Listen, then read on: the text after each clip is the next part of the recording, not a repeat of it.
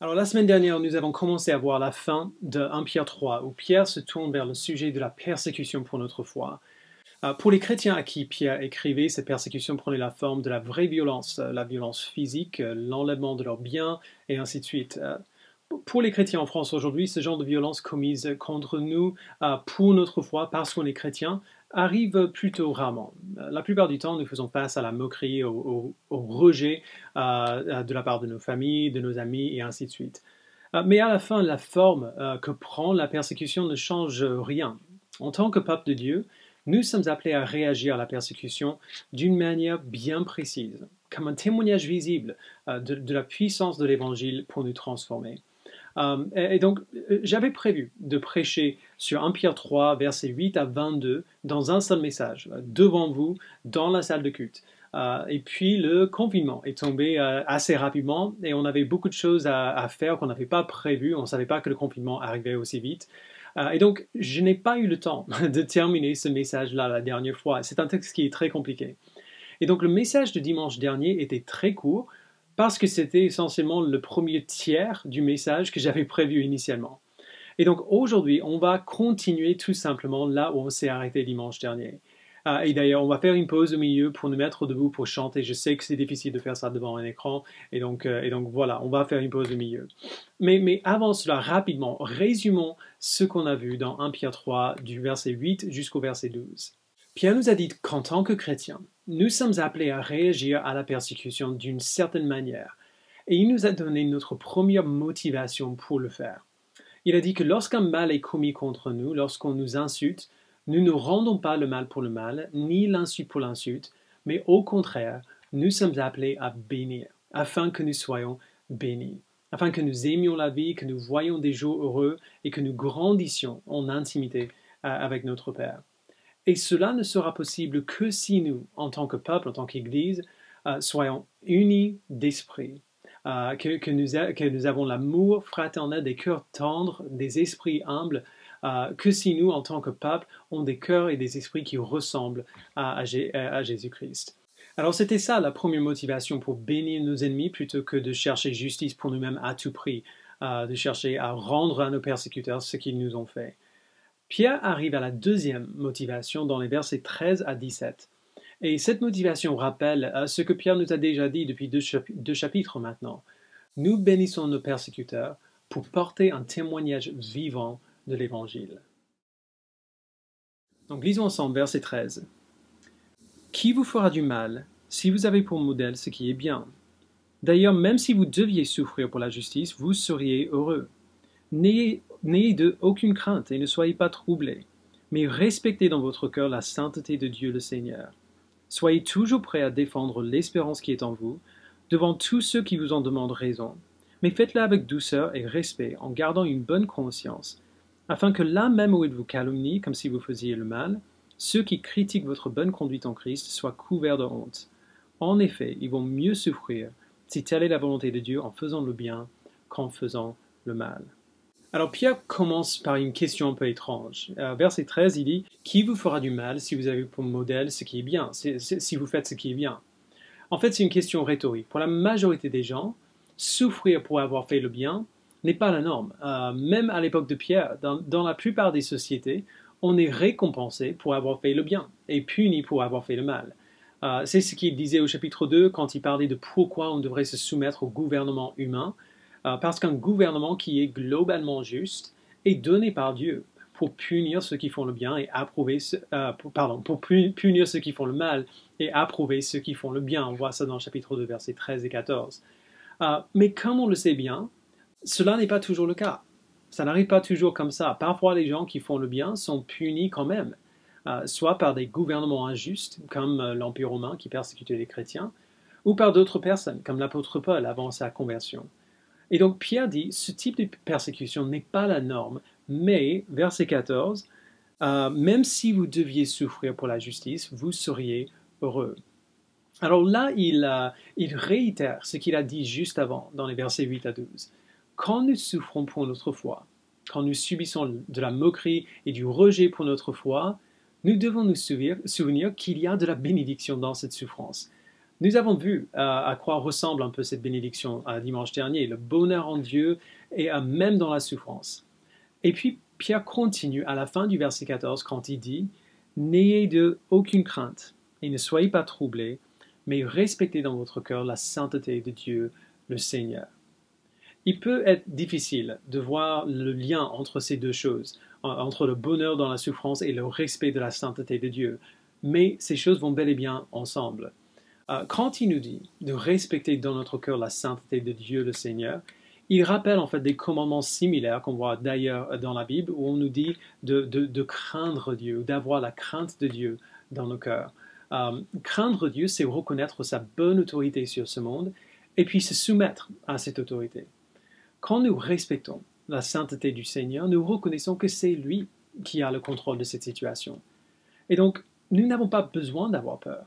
Nous n'avons pas besoin d'être troublés parce que Dieu prend ces situations, même si elles sont très douloureuses, et il s'en sert pour notre bien et pour sa gloire. Il a le contrôle de ces choses.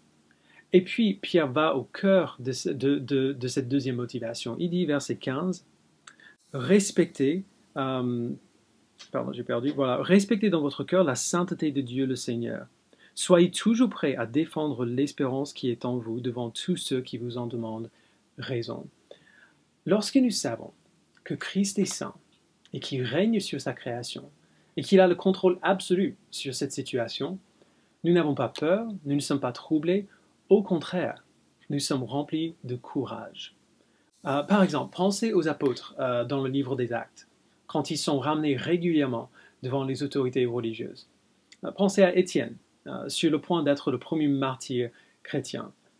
Ces hommes n'étaient pas indifférents face à la persécution, ils n'étaient pas stoïques, mais ils savaient que Dieu avait le contrôle, qu'il allait se servir de cette situation particulière pour l'avancement de l'Évangile.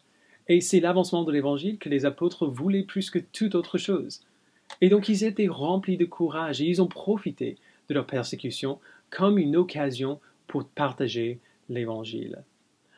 Savoir et croire que Christ a le contrôle nous poussera à réagir d'une certaine manière.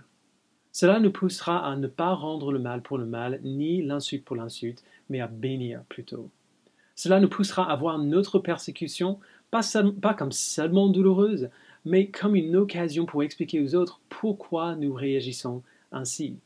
Pourquoi, peu importe combien les gens sont cruels envers nous, nous désirons qu'ils connaissent Christ et qu'ils l'aiment et qu'ils soient heureux en lui. Peu importe combien ces gens nous rejettent violemment, nous avons fait pire. Nous avons rejeté Christ, le Fils de Dieu, pas seulement en parole, mais au plus profond de nous-mêmes.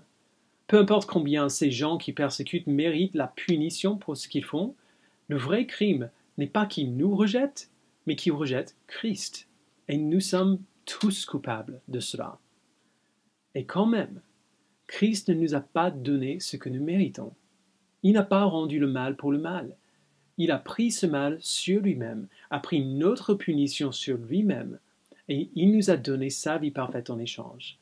Il a pris notre persécution comme une opportunité d'accomplir le plan de Dieu pour le salut. Nous méritons tous la vengeance de la part de Dieu pour nos péchés commis contre lui, et il ne nous l'a pas donné. Alors du coup, nous non plus, nous ne cherchons pas la vengeance. Au lieu de cela, nous témoignons de la bonne nouvelle. Mais bien sûr, certaines personnes ne font pas ça très bien. Certains chrétiens, quand ils partagent l'Évangile, ils sont en colère. Ils parlent comme s'ils n'arrivent pas à croire pourquoi ces gens à qui ils parlent ne peuvent pas voir que Christ est le Sauveur. Ils leur crient dessus, ils les harcèlent avec la bonne nouvelle, qui ne semble pas vraiment bonne quand ils le racontent. Alors généralement, ça part d'une bonne intention, mais à quel point est-ce que ce type de témoignage sera convaincant? Du coup, Pierre ne nous dit pas seulement quoi faire, il nous dit comment le faire aussi. Il nous dit, verset 15 encore, « Soyez toujours prêts à défendre l'espérance qui est en vous devant tous ceux qui vous en demandent raison, mais faites-le avec douceur et respect, en gardant une bonne conscience, afin que là même où ils vous calomnient, comme si vous faisiez le mal, ceux qui critiquent votre bonne conduite en Christ soient couverts de honte. » Alors voici ce qu'il faut bien retenir ici. L'amour désarme la persécution. D'abord, il désarme la persécution en enlevant son pouvoir. Il est beaucoup plus difficile de persécuter quelqu'un avec colère et violence lorsque cette personne ne donne pas la réaction de colère qu'on souhaite. Vous avez déjà essayé de poursuivre une dispute avec quelqu'un qui répond avec douceur et respect? C'est vraiment difficile. Cette attitude désarme la persécution aussi en enlevant le pouvoir qu'elle exerce sur nous, intérieurement. Lorsque nous répondons à la persécution avec douceur et respect, nous ressentons cette douceur et ce respect envers ceux qui nous persécutent. Et même si cela n'enlève pas totalement la douleur et la persécution, ça la réduit énormément, ça aide beaucoup. C'est toujours le cas. Quand nous savons avoir bien répondu à quelqu'un qui n'a pas bien agi, la bonne conscience à laquelle Pierre fait référence ici, c'est simplement le fait de savoir que nous avons fait ce que nous devions faire, que nous n'avons pas rendu le mal pour le mal ou l'insulte pour l'insulte, mais que nous avons plutôt béni. Lorsque nous savons que nous avons bien agi, avec douceur et respect, alors que la personne méritait notre colère, quand nous savons avoir agi ainsi, nos cœurs sont apaisés. Parce que, encore une fois, l'obéissance au commandement de Dieu nous rend heureux. L'amour enlève le pouvoir de la persécution. Et en plus, l'amour désarme la persécution en lui enlevant sa pertinence. Les gens persécutent des chrétiens ou des gens de n'importe quelle foi d'ailleurs pour envoyer un message, soit à eux-mêmes, soit aux gens qui persécutent, soit aux gens qui sont autour, qui regardent ce qui se passe. Ils essaient de montrer qu'ils ont raison de nous persécuter, que nous sommes des gens injustes et méchants qui méritent cette persécution-là. Mais lorsque nous réagissons à la persécution avec douceur et respect, avec une bonne conscience, en faisant ce que Dieu nous dit de faire, cela réduit leurs insultes à rien. Ils peuvent toujours nous persécuter, mais leur persécution perd toute sa pertinence. Nous prouvons par notre conduite qu'ils ont tort à notre sujet, que pour toute leur justice prétendue, c'est nous qui agissons dans la justice par la grâce de Dieu. C'est pour cela que Pierre a fait ce lien entre notre souffrance et le témoignage de l'Évangile. Il dit au verset 17, « En effet, il vaut mieux souffrir, si telle est la volonté de Dieu, en faisant le bien qu'en faisant le mal. » Alors bien sûr, nous ne voulons pas souffrir injustement, nous ne cherchons pas des occasions pour nous faire persécuter, mais si ça arrive, on devrait le prendre comme une bénédiction, parce que notre réaction à la souffrance injuste, c'est un témoignage. Pas seulement envers ceux qui nous persécutent, ou à ceux qui regardent autour, mais à nous aussi. Je vous promets que si vous réagissez à la moquerie avec douceur et respect, vous partirez de cette expérience-là juste émerveillé de ce que Dieu a pu faire dans votre cœur à ce moment-là. Vous pourrez regarder en arrière à cette expérience en sachant très bien que ça, c'était pas moi. Ça, c'était Dieu qui travaillait en moi. Et il n'y a rien de meilleur que de voir comment Dieu travaille en nous-mêmes. La persécution nous donne l'occasion de témoigner de la bonne nouvelle de l'Évangile. Et deuxièmement, la persécution nous donne de voir Christ proclamer son Évangile à travers nous. Verset 18. Christ aussi a souffert, et ce, une fois pour toutes, pour les péchés. Lui, le juste, il a souffert pour des injustes afin de vous conduire à Dieu. Il a souffert une mort humaine, mais il a été rendu à la vie par l'Esprit. C'est alors aussi qu'il est allé faire une proclamation aux esprits en prison, ceux-là même qui avaient été rebelles autrefois, lorsque la patience de Dieu se prolongeait à l'époque de Noé, pendant la construction de l'arche. Un petit nombre de personnes, à savoir 8, sont entrées dans ce bateau et ont été sauvées à travers l'eau. C'était une figure. Nous aussi maintenant, nous sommes sauvés par un baptême qui ne consiste pas dans la purification d'une impureté physique, mais dans l'engagement d'une bonne conscience envers Dieu. Il nous sauve à travers la résurrection de Jésus-Christ qui est monté au ciel, a reçu la soumission des anges, des autorités et des puissances et se trouve à la droite de Dieu. Alors comme j'ai dit avant, ces derniers versets sont très difficiles. Il y a un peu trop de matière ici pour qu'on puisse tout voir maintenant. Du coup, la semaine prochaine, plutôt que de continuer dans le chapitre 4, Nous allons faire une mini-pause pour aller en plus de profondeur dans les versets 21 et 22 qui parlent du baptême. Mais avant de faire cela, il faut qu'on voit pourquoi Pierre place ce texte ici. Il fait sa transition du verset 17 où il a dit, en effet, ils vont mieux souffrir si telle est la volonté de Dieu en faisant le bien qu'en faisant le mal. Et il fait sa transition en nous rappelant que c'est cela que Christ a fait. Verset 18. Christ aussi a souffert, et ce, une fois pour toutes, pour les péchés. Lui, le juste, il a souffert pour des injustes afin de vous conduire à Dieu. Autrement dit, lorsque nous souffrons en faisant le bien, nous partageons et nous pouvons comprendre un peu plus l'expérience de Jésus-Christ lui-même. Il a fait cela aussi. Mais ce n'est pas tout. Il faut qu'on se souvienne que Pierre ici, il parle du témoignage visible de l'Église dans la souffrance. Et au verset 15, il nous a dit que dans la persécution, il faut qu'on soit prêt à défendre l'espérance qui est en vous, prêt à sauter sur l'occasion de partager l'Évangile, l'occasion que notre souffrance nous donne. Et du coup, il nous donne un autre exemple de ce à quoi cela ressemble. Et c'est l'exemple de Noé. Même si vous ne connaissez pas très bien la Bible, vous avez presque certainement entendu l'histoire de Noé.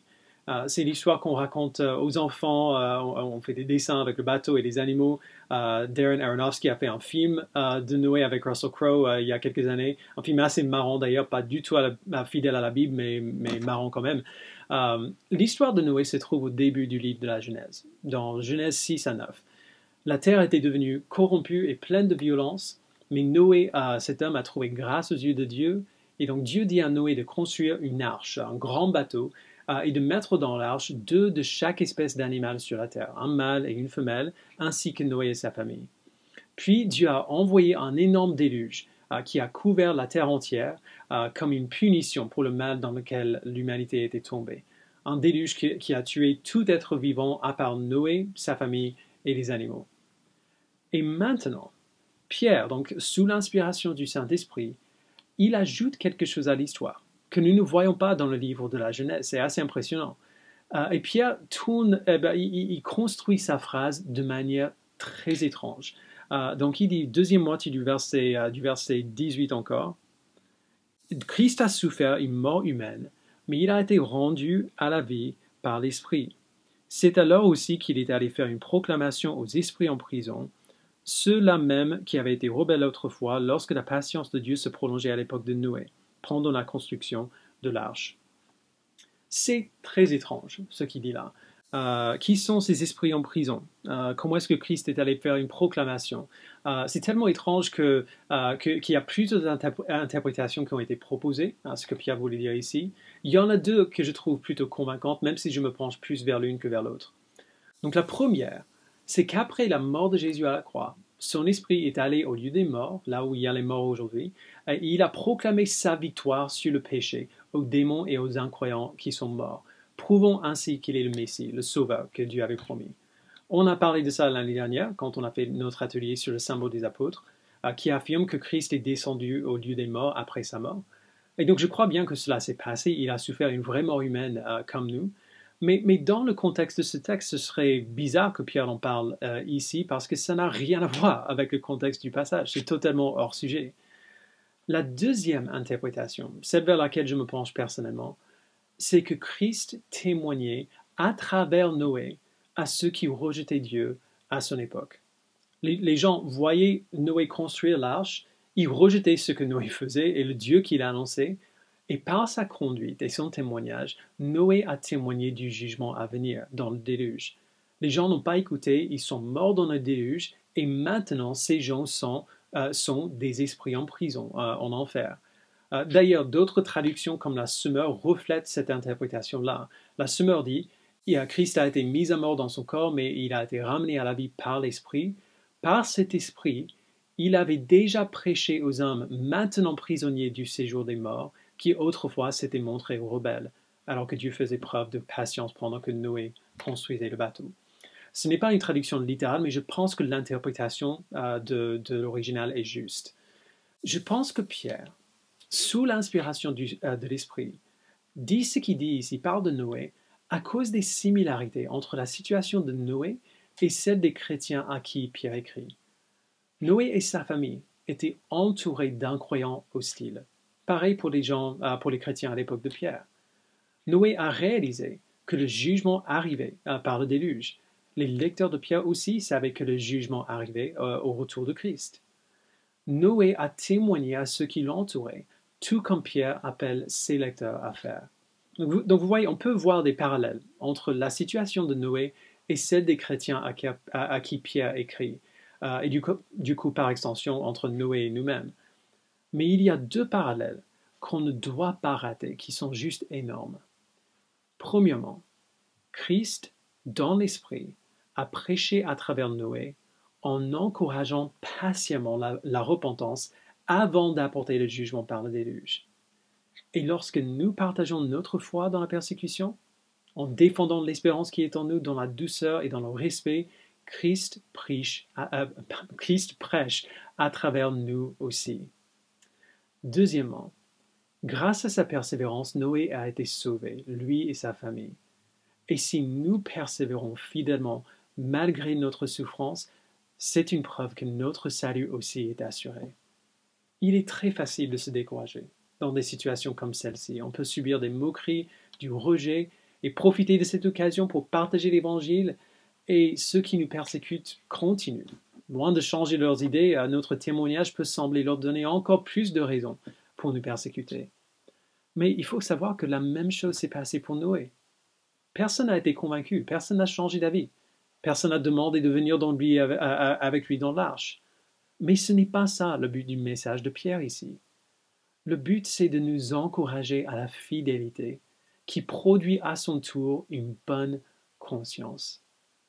Nous avons une bonne conscience lorsque nous témoignons dans notre souffrance, comme on a vu au verset 16. Et notre bonne conscience nous tient engagés devant Dieu, comme nous voyons dans le verset 21 qu'on va voir dimanche prochain. Lorsque nous réagissons à la persécution, à la souffrance injuste de cette manière, nous savons que nous avons agi comme il fallait agir. Nous avons la preuve visible que tout ce que nos persécuteurs disent sur nous est faux. Leurs insultes perdent leur pouvoir et leur pertinence. Mais occasionnellement, le témoignage des persécutés produit un changement en ceux qui le voient et en ceux qui persécutent. C'était le cas pour Jésus-Christ, qui a souffert pour nous conduire à Dieu. Vous vous souvenez de l'officier romain qui était sur la colline avec lui à Golgotha quand Jésus était sur la croix? Il a vu tout ce qui s'est passé. Et qu'est-ce qu'il dit après la mort de Christ? Marc 15, 39, quand l'officier romain qui se tenait en face de Jésus le vit expirer de cette manière, il dit « Cet homme était vraiment le Fils de Dieu ». Christ a donné un témoignage visible de la grâce de Dieu dans sa souffrance et dans sa mort, et l'officier romain qui l'a vu a été convaincu. Dieu nous appelle à la fidélité, frères et sœurs, à avoir des cœurs tendres et des esprits humbles, à ne pas chercher la vengeance contre nos persécuteurs, mais à défendre notre foi devant eux avec douceur et respect. Et il n'y a aucune garantie que réagir ainsi va changer la vie de qui que ce soit, mais au minimum, nous saurons que Christ aura proclamé sa bonne nouvelle à travers nous. Nous saurons que nous avons obéi à notre Seigneur et savoir cela nous rendra heureux, nous fera grandir en intimité avec notre Père. Le minimum est gigantesque. Nous aurons la bonne conscience, l'assurance de notre salut et qui sait, Christ se servira peut-être de ce témoignage visible de notre fidélité pour conduire d'autres personnes à Dieu. Au minimum, Dieu nous bénira au-delà de toute mesure, de tout ce qu'on pourrait attendre naturellement. Et parfois, il va encore plus loin pour sauver ceux qui regardent et ceux qui persécutent. Je vous invite à prier avec moi.